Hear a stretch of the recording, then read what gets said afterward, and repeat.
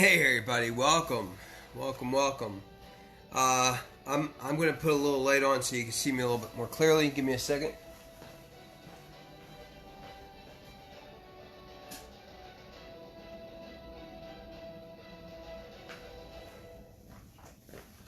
Alright, sorry about that. How's everybody doing? Welcome. So this is actually the first on the path I'm doing in 3 months.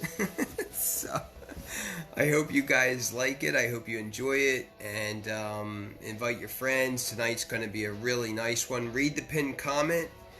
You have time to look over that, and then this way you could determine whether or not this is something that you'd be interested in.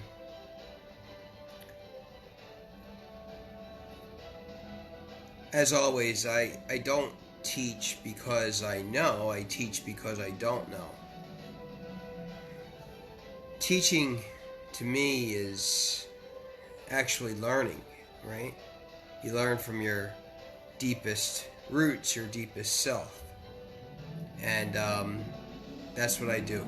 So I don't come to you as some high Druid. I come to you as just a regular person, seeking wisdom just like all of you. And hopefully in the process making connections with the most holy ancient Druids. I come to you as Druid Nicholas Declan, founder of the Druid Circle, founder of Druid Order of Blessed Stone and Wood, and founder of Druid University, all to come within the next several years. Thank you for joining. So I want to start with our Druid prayer. Let's begin that.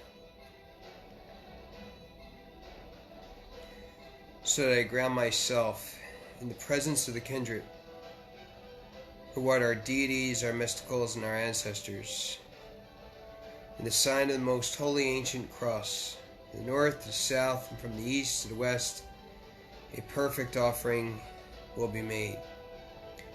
May we have the honor to be wisdom to divine, and from divining to knowing, from knowing to studying, from studying to understanding, from understanding to applying, from applying to creating, from creating to gauging, from gauging to helping, from helping to teaching, from teaching to healing, from healing to allowing, and from allowing to freeing. Grant, O kindred, ye protection, and in ye protection ye strength, and in ye strength ye understanding, and ye understanding ye knowledge, and in ye knowledge of justice. Justice frees Druidic balance from the physical law of the heart, from the cosmic law of the soul, from the brand law of the mind, and from the universal law of the spirit. From earth to water, from water to wind, from wind to fire, there creates my Druidic tetrachonomy. Within the limits of my Druidic tetrachonomy liveth my great law 4. Within the limits of the great law 4 liveth my excellence. Within the limits of excellence liveth my perseverance. And in the peace of perseverance, the love of it, and the love of it, the love of ourselves, and in the love of ourselves, the love of all existences, and in the love of all existences, the love you give us mortals. Ye whom are from source, ye whom are with force, ye whom are of course, ye whom are indoors, without absence, and so, in and within all goodness, in and within all fullness, in and within all creation, in and within all realms, in and within all Gwynfit, and so without nothing, I'm on the path. So, tonight we're going to talk about this idea of the Great Conjunction and the event that took place in 2020. And I find why that's centrifugal to the ongoings of today, and why we are in a place, or at a place, or have arrived at a place that is so obscure and almost, if you will, surreal, meaning if you've seen a Salvador Dali painting, you've seen the clocks. There were clocks that were there, but they were melted, right? It's real, but it's not real. It's almost dreamlike, right? And for many of us, we're in a dream, and for others, we think we're seeing things clear as day. And I'd say, and like to talk to you a little bit about Yuleblođ. And it is actually the B-L-O-D with a cross at the top of it. You don't have to worry about what that's called right now, but any blot, okay, in Norse tradition is really about sacrifice, right? That's what the word kind of means. It's defined as that. And I'm assuming that most people in the Asatru community would, and I really don't even like to use that community because I know everybody thinks autonomously and on an individual basis. I find that the word blot, and it's almost like a DT, right? It's where your tongue hits the front part of the mouth at the roof, but at the teeth, where the back of the front top of the teeth meet the roof of the mouth, and then it pulls back to make the sound. And so any blot is really beyond sacrifice. If we think about it, it is blotting. We have the word blotting from it, where we're blooding things, right? We're bloodying things.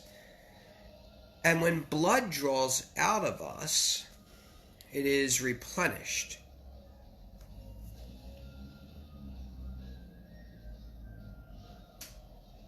And as a result of that, when we let blood out of us, we are exchanging. And so I don't necessarily know if the word itself, sacrifice, is actually the blotting, or whether or not the word sacrifice is actually the word blotting, which is actually an exchange, because when you let out blood, your body is making new blood.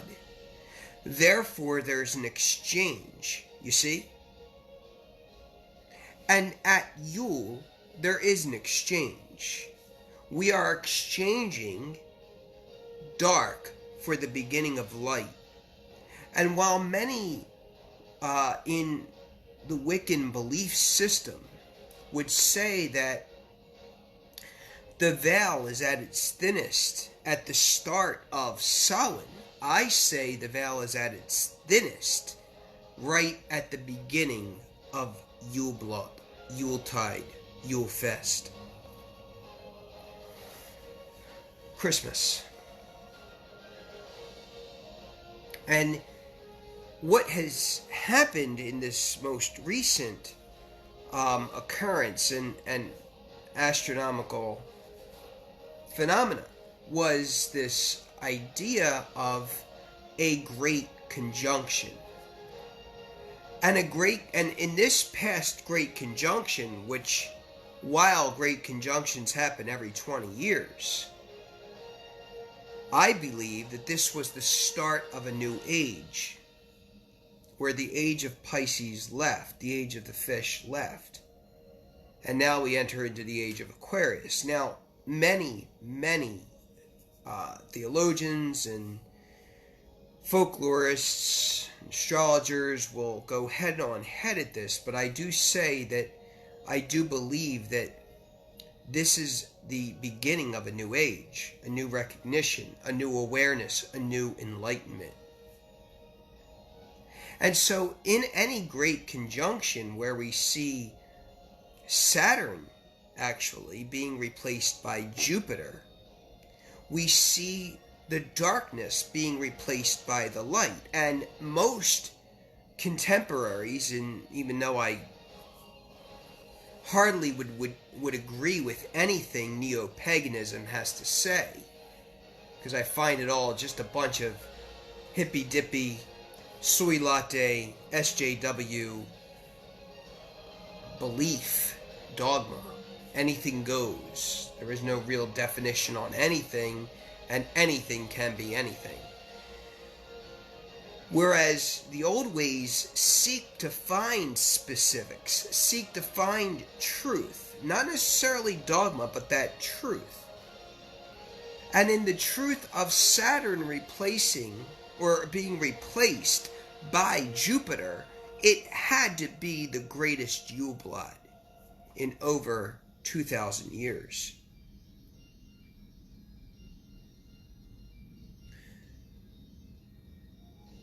One of the things that I think, at least, is that Saturn represented a darkness, and that Jupiter represented a lightness. While Saturn represented the dark, Jupiter represented the light. And so we have many correspondences to the deity or deities of your understanding, to the god or gods of your understanding, of, and in almost any religious belief system, whatever pantheon it is, we can equate Saturn with those deities, be it, Balor or Hel. In Christianity, the devil, if you will. And then Jupiter with those light deities, right? If you will, Zeus, Dagda, Odin, right? Freya. And so, and Adonai, the god of, the Abrahamic god, if you will, of thunder, air. And so when we see the light coming forth, and remember, all of these astronomical events are all based on our vantage point. They are based on our vantage point on how we see things. And we see things in a way from our perspective on this little piece of rock that we have named Earth, Terra.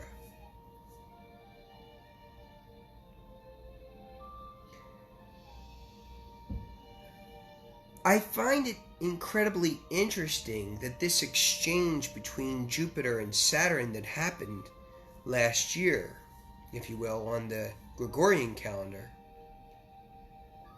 that this exchange, this blot, was truly a fast, was truly a sacrifice, saying, no, we're done with you, Saturn, and we're going to replace you with light now. It doesn't necessarily mean that the light is fully here or that the darkness has fully gone, because always both exist, right? And today we're here to see why things exist and what the Druids would have believed would have existed based on a light and dark concept or even construct. So I'd like to open with a story that I was going to read that I never read.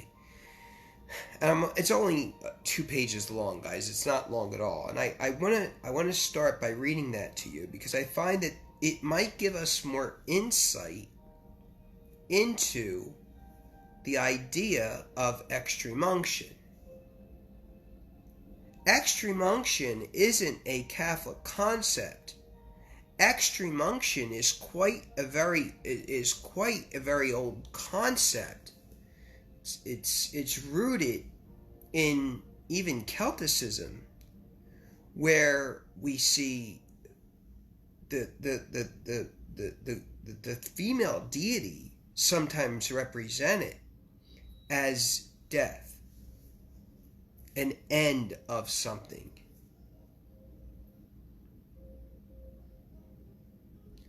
So why don't we begin with the boy Merlin? And as you know, I'm a little older than most of you, so I'm going to take my goggles off and go from there.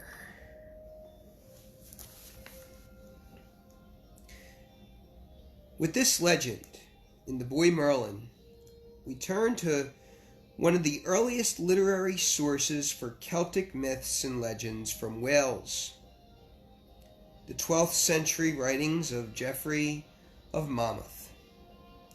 Most of the significant characteristics of the Celtic Merlin are not those of the wise old man, but those of the boy or foolish young man. These themes are well represented from Bardic, originally Druidic, going to prove even further that my theory of the bards turning into Druids was absolutely ridiculous thoughts. It was that just through time it evolved into that. And in this Bardic tradition, which it was originally Druidic, we probably don't have in the works of Geoffrey. Here in a passage from his History of the Kings of Britain, he has the boy Merlin confronting the usurper king, Vortigern, and confounding the false soothsayers with his insight. In another scene not quoted here, that which I will read, the boy Merlin utters the prophecies, a substantial set of predictions and apocalyptic visions that reach into our current year. It begins. At last, he had recourse to magicians for their advice, and commanded them to tell him what course to take. They advised him to build a very strong tower for his own safety,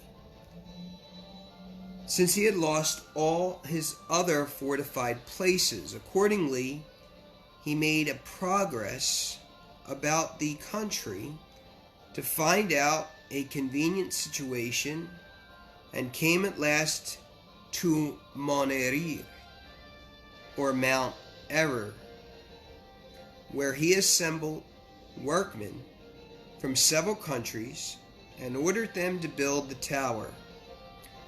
The builders therefore began to lay the foundation, but whatever they did on one day, the earth swallowed up the next, so as to leave no appearance of their work. Vortigern began being informed of this, again, consulted with his magicians concerning the cause of it. Remember that kings and magicians were totally different. They were more advisors. Vortigern, being informed of this again, consulted with his magicians concerning the cause of it, who could take him, that he must find out a youth that never had a father, and kill him, and then sprinkle the stones and cement with his blood. For by those means, they said, he would have a firm foundation. Hereupon messengers were dispatched away over all the provinces to inquire out such a man. In their travels, they came to a city called afterwards Caermerin, where they saw some young men playing before the gate, and went up to them. But being weary with their journey, they sat down in the ring to see if they could meet with what they were in quest of. Towards evening, there happened on a sudden quarrel between two of the young men, whose names were Merlin and Yuleblođ. In the dispute, Yuleblođ said to Merlin, "You fool, do you presume to quarrel with me? Is there any equality in our birth? I am descended of royal race, both by my father and my mother's side. As for you, nobody knows who you are, for you never had a father." Now, we don't know whether or not the word father here is actually father. It could be teacher. It could be any of that, right? But either way, it's the fact that Merlin came from no one, and that so many of these others were like of Druidic descent, of Celtic descent, and yet here's this stranger who just appears out of nowhere. At that word, the messengers looked earnestly upon Merlin and asked the bystanders who he was. They told him it was not known who was his father, but that his mother was daughter to the king of Demetia, and that she lived in St. Peter's Church among the nuns of that city. Now, remember, this is a Christianized assembly of folklore, okay? And most after the Viking Age, began to become Christianized, okay? So this is a very Christian, if you will, reading of it, but there's still some very old truth in it. Get ready. It gets really good. Upon this, the messengers hastened to the governor of the city. Governor would be sort of like an assistant king, and ordered him, in the king's name, to send Merlin and his mother to the king. As soon as the governor understood the occasion of their message, he readily obeyed the order and sent them to Vortigern to complete his design. When they were introduced into the king's presence, he received the mother in a very respectful manner on account of her noble birth, and began to inquire of her by what man she had conceived. "My sovereign lord," she said, "by the life of your soul and mine, I know nobody that begot him of me. Only I know that I was once with my companions in our chambers.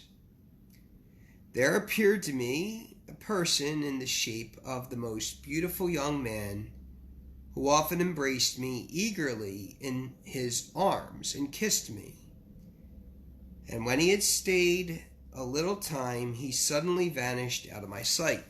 Very interestingly, about the sexual nature of spirits, and how the sexual nature of spirits, if you will, come to us, and, we're talking incubus and succubus, etc., etc.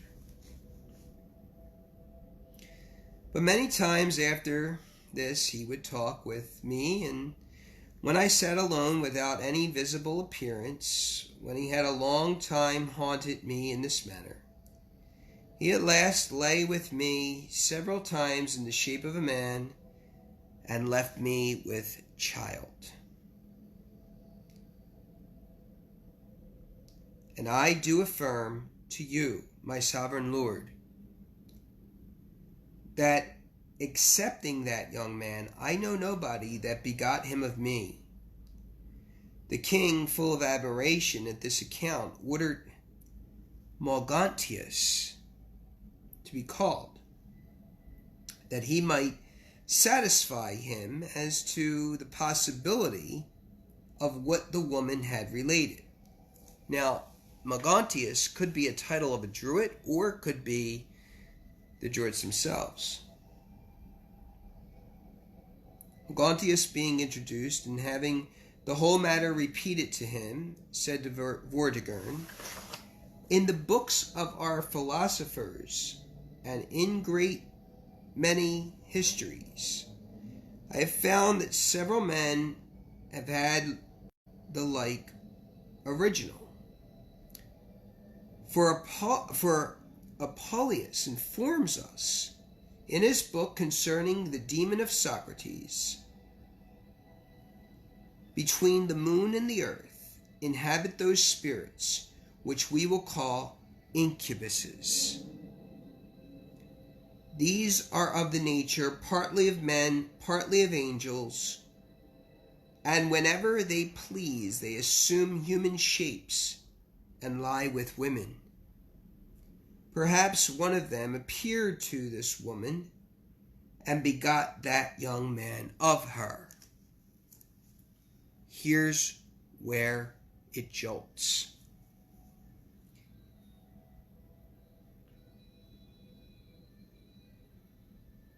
In chapter 19, Merlin in the meantime was attentive to all that had passed, and then approached the king and said to him, for what reason am I and my mother introduced into your presence? My magicians, answered Vortigern. My magicians advised me to seek out a man that had no father, with whose blood my building is to be sprinkled in order to make it stand. So what was holding it from standing? Order your magicians, said Merlin, to come before me, and I will convict them of a lie.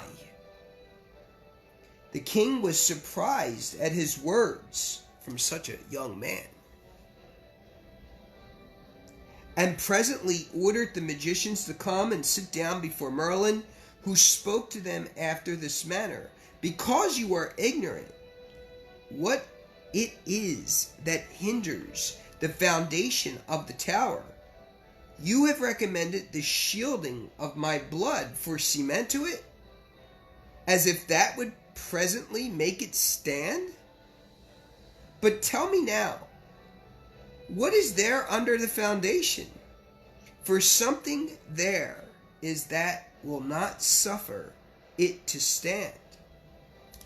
The magicians at this began to be afraid, and made him no answer. Then said Merlin, who was also called Ambrose, I entreat your majesty would command your workmen to dig into the ground, and you will find a pond. Just a second on this. A pond which causes the foundation to sink.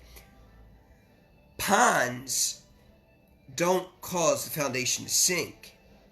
What you're looking in a very, I don't think very wise translation of Giles, J.A. Giles, in 1896, I don't think is a very good translation. But what I do see happening here is that the word pond is the word swamp. Think of New Jersey in the United States of America. The reason why New Jersey is cut out the way it is because it was one huge swamp. No one wanted the land because all buildings just sank into it. Right? So it's just a swamp. And that's what was causing the foundation to sink. So what do we need to do to the swamp? Listen to this. This accordingly was done, and presently they found a swamp deep underground, which had made it give way. Merlin after this went again to the magicians and said, "Tell me, ye false sycophants, what is there under the swamp?" Merlin wants to go under the swamp. He wants to find out what's under the swamp, although he might already know. But they were silent, the magicians. Then said he again to the king, command the swamp to be drained. In other words, drain the swamp. And at the bottom you will see 2 hollow stones, and in them 2 dragons asleep. 2 dragons. The king made no scruple of believing him, since he had found true what he had said of the swamp. Therefore ordered it to be drained, which done he found as Merlin had said, and now was possessed with the greatest admiration of him. Nor were the rest, the magicians, the sycophants, the false prophets, the giants, right? The biggies, if you will. Nor were the rest that were present less amazed at his wisdom, thinking it had it to be no less divine inspiration. Okay. Accordingly, while Vortigern, king of the Britons, was yet seated upon the bank of the swamp that had been drained, forth issued 2 dragons, whereof the one was white, the other was red, and when the one that had drawn an eye onto the other grappled together in baleful combat, breathed forth fire as they panted to each other. But presently the white dragon did prevail, and drove the red dragon onto the verge of the lake. But he, grieving to be thus driven forth, fell fiercely again upon the white one, and forced him to draw back. And whilst that they were fighting on this wise, the king bade Ambrosius Merlin declare what this battle of the dragons did portend. Now, I don't know about you, but that couldn't be more of a prophecy into what we are experiencing right now. There is no, many prophecies are pointing to today's times, but I picked that prophecy out of all the prophecies, and obviously the Marine Corps prophecy that I often talk about too in my quotes, but I find this incredibly substantial, because we are seeing Saturn being replaced by Jupiter right here in this prophecy, right now in this time.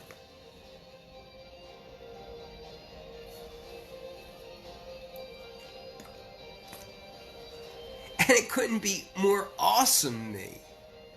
It just couldn't be more awesome to me to have read that and to believe in this idea of replacement, of blood, of sacrifice, of letting, or bleeding, or bleeding, or most importantly, exchange, right? Because when we bleed red, we what? We replace that blood with more blood, you see, with new blood. Just as every night we go to bed with this skin, the morning we wake up, it's new skin, right? It's an exchange, a replacement. And that's why I feel that the word blood could be better enhanced by the root word exchange. Murmur. Which leads me to think about this idea of magic and black magic, which I never like to talk about. But when I talk about black magic, which I don't like to talk about, I'm talking about false darkness. False darkness. In a Treatise of Magic by Manly P. Hall, he gives 10, I think I said 12 in here. He gives 10 basic foundations, which are going to lead me to present you with what the Druids believed, and with undefiable proof, undefiable argument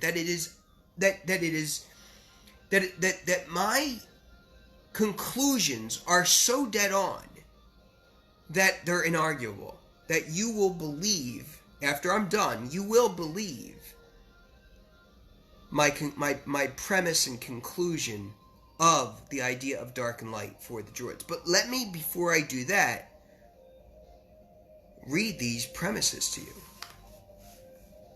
Again, I take my glasses off because I'm not buying bifocals. Let me read this to you.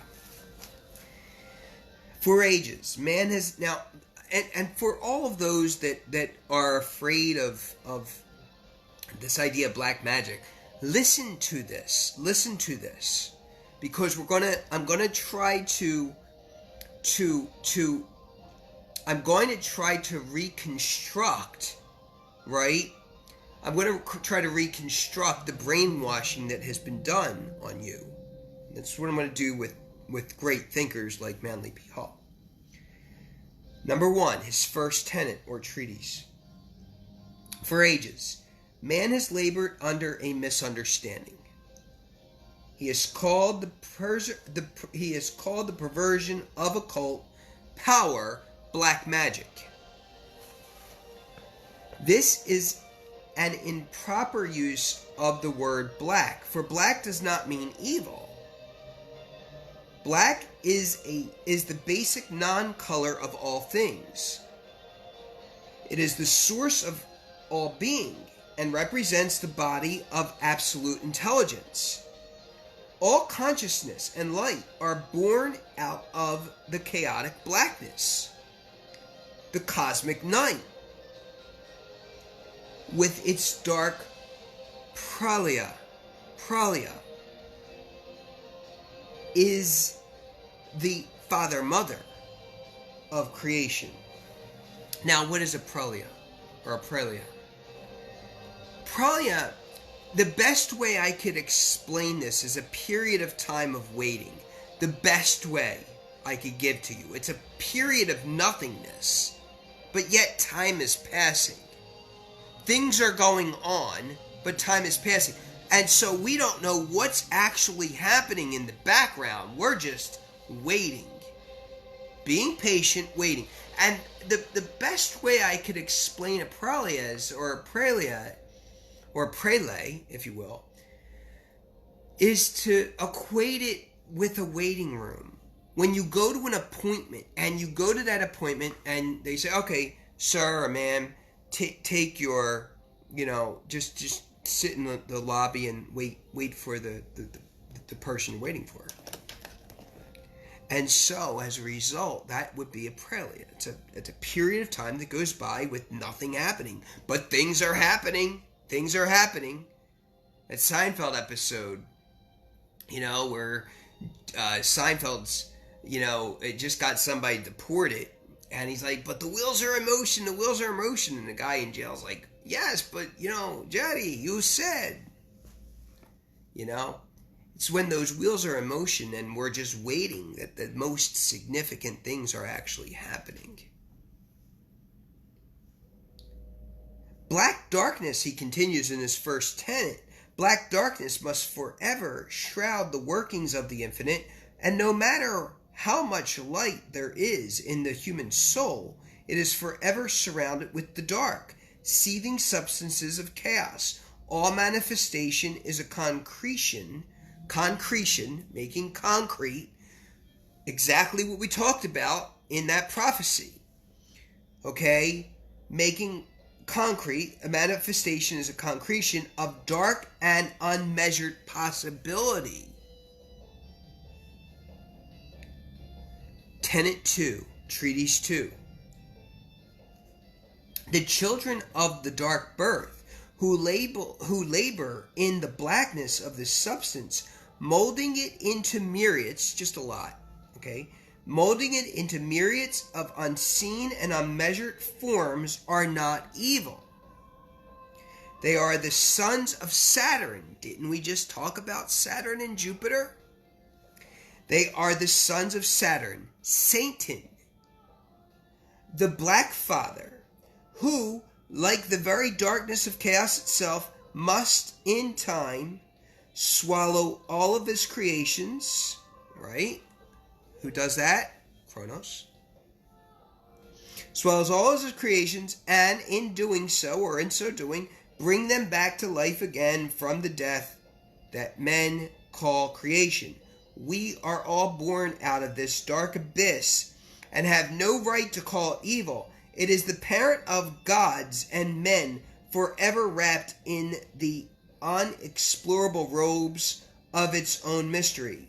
Out of this blackness, nature's unfathomed treasure house, man must exhume the stone. We talked about the stones at the bottom of the swamp. Must exhume the stone of his own soul in the same way that the miner removes the diamond from its sheath of black carbon. How beautiful is that? How awesome is that? Hall has to be one of my all-time favorite alchemists. Has to be. The dark third tenet, third treatise on magic. The dark lords of Saturn, okay, which are now being replaced by what? Jupiter, are the builders of the first dawn, the morning of blackness, and from the friction of their strivings were born the first flaming sparks of dawning consciousness.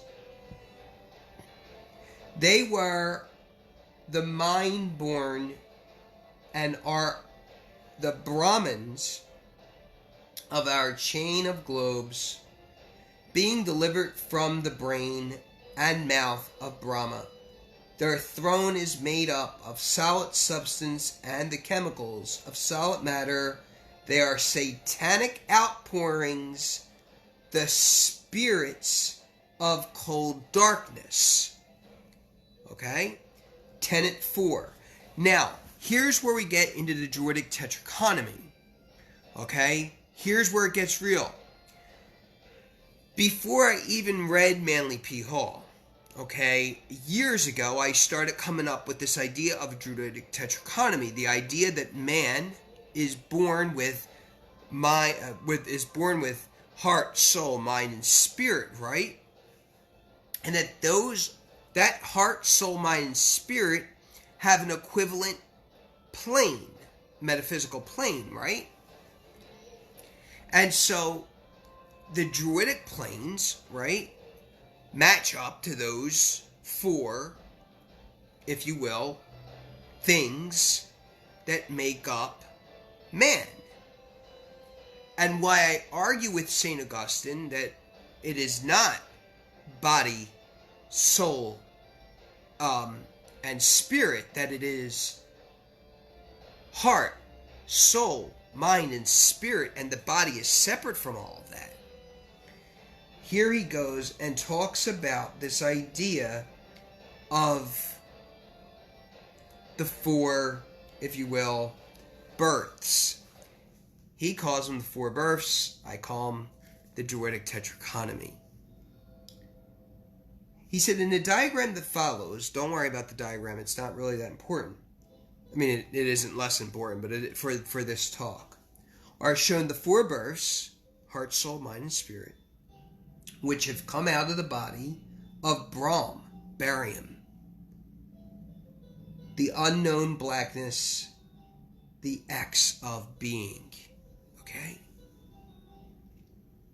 Now, he moves into saying this. He calls that those four things, okay? He calls those four things astral, mental, physical, and etheric. And so when he starts talking about that in his fourth treatise on magic, then he begins to talk about dark and light. Now he switches into a more brighter understanding of the darkness and how the light ends up conquering. This is how he does it. In his fifth tenet treatise, he says this: there is a false darkness and a true darkness. The true darkness is the womb of light, the false darkness, the perversion of the light that pours out the true darkness. Natural darkness is the basic principle of things, while the false darkness is the result of debasing the power of the angels of Saturn, or Satan. 6. The devil, the archetype of misuse, is not the son of Saturn, but the son of man and the false darkness of earth. Man is the incarnation of the germ of mental intelligence, and black magic is possibly only to intelligent beings. Now here's where he compares essence and accidents. What is essence again? Essence is who we are, what we are, our internal force, our internal source, our internal course, our internal doors. And accidents, what do we look like? Those things that the left love to talk about. The identities are so much more important. You know, your whiteness, you know, your gayness. You know, those are way more important things than the macro, if you will. The macrology, if you will, of who we are. In 7, he begins to define this and says that absolute spirit minus all the sheaves of vehicles meaning accidents, unformed and uncompounded, is true darkness. So that without all these things, without our whiteness, without our our Spanishness, without our whatever the identity of the day is, right? He says we're nothing. We're just true darkness, right? Absence. The dimensionless basis of all that is, has been, or ever shall be, and the ultimate veil behind which all creation must retire. How? This couldn't be more wintry. This couldn't be more wintry. In 8, he talks about the absolute crystallization, which is the false darkness. He says the false darkness and is the colorless vibration at the lower end of the spectrum, opposing the colorless vibration at the upper end of the spectrum. Both ends ultimately are swallowed up in darkness, swallowed up by the swamp. One in the darkness of spirit, the other in the darkness of matter. In 9, he says, life lives in darkness and dies in light. Form lives in light and dies in darkness. He's talking about Plato theories of forms. You should look that up. But in dying really comes to life, for life as we know it is pure death. And in 10 says this: Natural darkness is unawakened possibility. False darkness is perverted opportunity. How's that? So now after deep research and reading and compiling things within 4 years, almost 4 years now time, more than that, but way more than that, but officially that. This is what I've come up with as far as Druidic belief. The Druids would have had 6 premises on dark and light. Okay? And then I'm going to give you the therefore, but not until I'm done giving you these very sufficient and necessary premises, these points, these facts. And here they are. The Druids would have believed that light is not dark. That dark is not light. That there is no darkness in absolute light, and there is no lightness in absolute dark. Absolute light is surrounded by darkness, and absolute dark is surrounded by lightness. And those are the 6 premises that I believe are truly of what would have been the Druid religion. Now, the therefore is the most important, which summarizes everything I've said in a nutshell tonight. Therefore, I will double your earnings. No, I was just playing Scrooge for a second. All right. Therefore, light and dark, I write, are both independent and dependent on each other at the very same time, yet not at the very same space. And therefore, we have proof that Earth Mother, or Mother Nature, if you will, Time Father, or Father Time, truly do exist. It has nothing to do with a willy-nilly sort of Harry Potter-ish kind of thing. No, it is truly a matter of fact. And then they continually procreate to create more matter. Right? Time and space.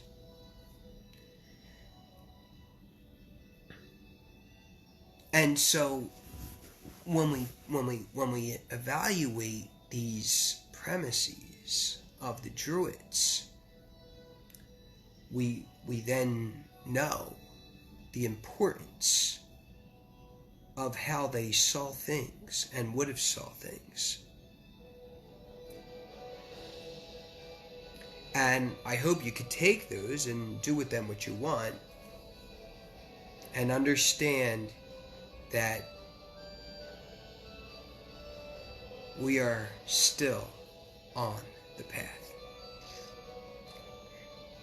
Thank you everybody for watching tonight. I know that it was a bit long, but I really thought that you'd enjoy it and understand that sometimes when we don't know what's going on or in that kind of confused zone,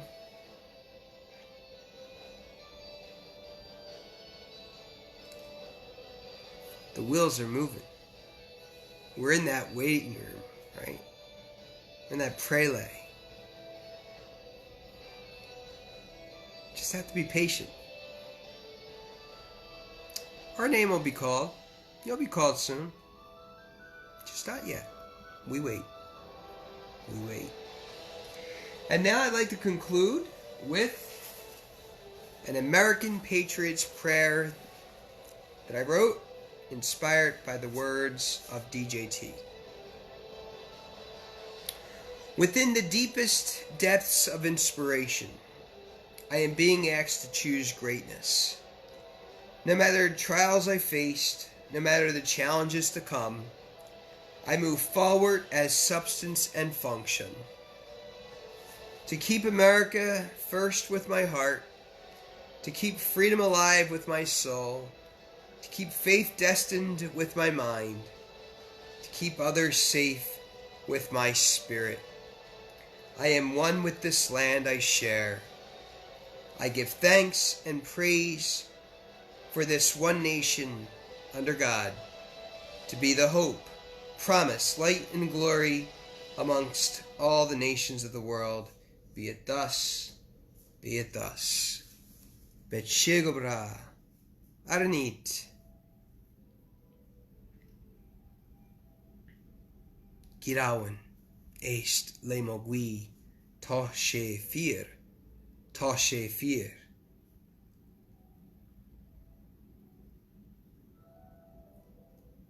I am Druid Niklas the Clan, and I hope you've enjoyed tonight's teaching, as this was a teaching.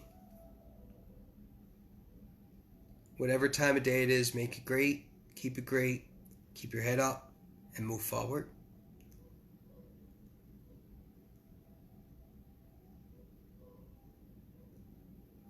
Expect greatness in a different form.